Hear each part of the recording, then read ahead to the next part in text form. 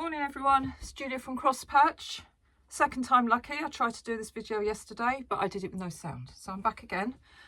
It's just a quick one and it's making really quick ideas, my half and half mats, good ideas for Christmas presents, or you can make them into cushions or bags, so make a good panel for the front of a bag.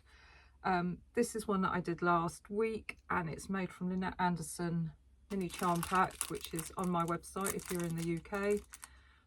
You need 36 squares for one this size, plus if you want cornerstones then you're going to need a couple more squares, but most charm packs are at least 40 squares anyway, so all of mine are at least 40 upwards. So that's the Lynette Anderson one. Here's one I've done in multicolours and I've made it a bit bigger because I had 48 squares, so I'll put another row each side. So the little square rows, the little square ones are 6 rows of 6 half square triangles basically is what they are, so that's how simple it is. There's the autumny one. Here's the Christmassy one.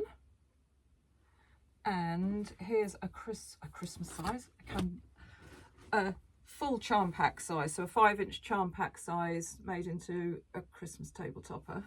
So this one, let's just measure it, this one is about 28 inches square. Obviously if you did a layer cake one it would be like a nice lap quilt size. Okay, so let's start with how we made it. All it is half square triangles. So you take your charm pack and match all the squares into pairs. So you want 18 and 18 is 36, isn't it? Yeah. 18 pairs, sort of light and dark or contrasting colours. So obviously with the blue one it's light and dark, whereas something like this one it's just contrasting colours, so you don't have to have light and dark. And I'm going to bring you down to my level so I can show you how I put them together. So you start matching your pairs up. So obviously with the blue ones it's easy. I've done blue and white or blue and off-white. I've drawn a diagonal line across the middle and I've stitched 1/4 inch either side of that diagonal line, and I cut them apart on that diagonal line, which will give you your half square triangles. So which will give you that. You get little ears on the side, so you need to snip these off, okay? So make up all your sets and then you can start sorting them out. So if you decide which fabric you want in the middle of your mat, so I decided I wanted these ones in the middle. So start by putting those 4 in the middle like so. Then I want to continue with the dark blue in this pack. So I've got all the dark blue and creamy ones and then I put them around.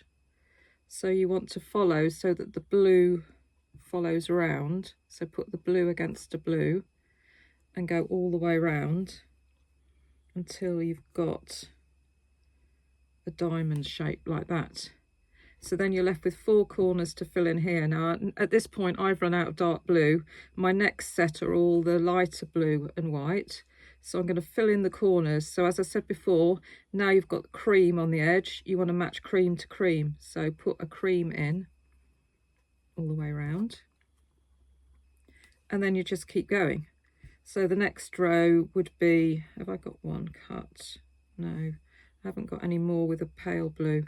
So let's pretend that's a pale blue. You would then go round and match the pale blue. And you just keep going round until you've got that. So if I show you on the tilde one where I've sewn them together, so again the tilde one aren't quite so obvious as dark and light, they're slightly darker tones. So I've started in the middle here. I've stitched these together now into rows, so I've started in the middle there. Can you see? And then I've matched, I've tried to keep the pinks together and then I've filled in with other colours because I had more pinks. And I've sewn these are now into 6 rows of 6 and I'll just join them together to finish off. So that's a slightly more subtle and a pretty one.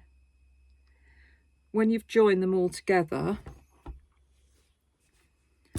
just add some borders. Now the borders I normally put on are the width of the finished square, so whatever the width of your finished square is, which is just over 2 inches, it depends on your seam allowance. I mean, we're all doing 1/4 inch seam allowances, but every machine varies slightly, so it's roughly 2 1/4 inches. So I've cut my cornerstones 2 1/4 inches, and then I fuse it to some iron-on wadding, and then I just go in and do a bit of quilting on the top. So I've just quilted around the edge of the dark, around the border, so that the darker bits pop out more, and then around the outer edge.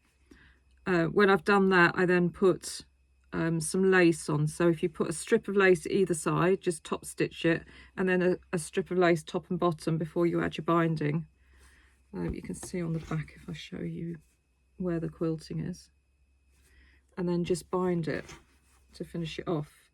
You don't have to add binding. What you could do is just fuse the top to some iron-on wadding, quilt it, and then just envelope it. Just put the backing on top of here and then turn it inside out. Then you haven't got to worry about binding to finish that off. So they're as simple as that. They're really quick, easy to do. You could probably do a couple in a day at least, depending on other distractions. Let's put you back up the top here. And I'll just show you what else, while you're here, what else is going on in the shed. If you're watching this today, this weekend, which is the 14th, 15th of September, I'm doing a Facebook Live on the Sunday. So I've prepped some stuff for that. We're going to do the octaflower bag, how I made that. I'll just grab that to show you. Those of you who keep watching my videos will have seen me showing you this, so I'm going to show how to do that, and I've got fabric packs to go with that, which are a big layer cake type pack. I've got some new fabrics in, which I've made into a little mat just to show you. Pretty autumny colours, really rich colours. And last night I've started making this, so this is with a scrappy patch template. So I started making that little cushion front with those fabrics. Since we last met, I finished off Mr. Fox cushion, and I made a Mr. Squirrel cushion. Again, these are all done with the octaflower template, so they're coming soon. There'll be a demo soon on here. And I also finished an octaflower template holder for when eventually Handy Andy sends me the octaflower template. So that's just a little holder made with the Lynette Anderson fabrics. So that's what I've been doing. Today I'm going off up to look at a quilt show up the valley, so it's about just over a 2-mile walk. So I'm going to walk up there because it's actually sunny today. And then something else to show you, another idea of what you can make with your little mini charm packs. I've started making this using my 2.5 inch mini Dresden template. So it's just a 2.5 inch Dresden with a 1.5 inch Dresden on top, and then I'm going to put that little stitchery on top, and it's going to be, I think, a little needlebook thingy. I haven't decided yet, I just made it. But these are great because you've got your 2.5 inch squares. You just put your 2.5 inch Dresden ruler on top and cut them out. So that's another idea. Thank you for watching again.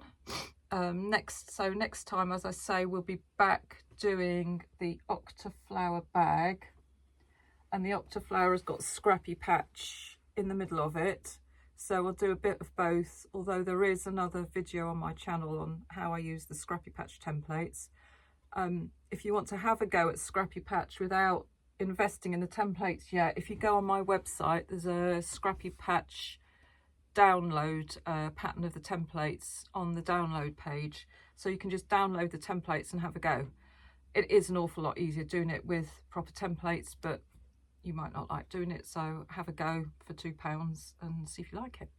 Okay, so I'm off. Have a good day. Hopefully the sound has worked on this video and I haven't got to go in the house and say lots of bad words and do it again. So thank you for watching. Have a lovely weekend. Let's hope the sun stays out because it's beautiful today, just for a change. And I'll see you soon. Okay, bye.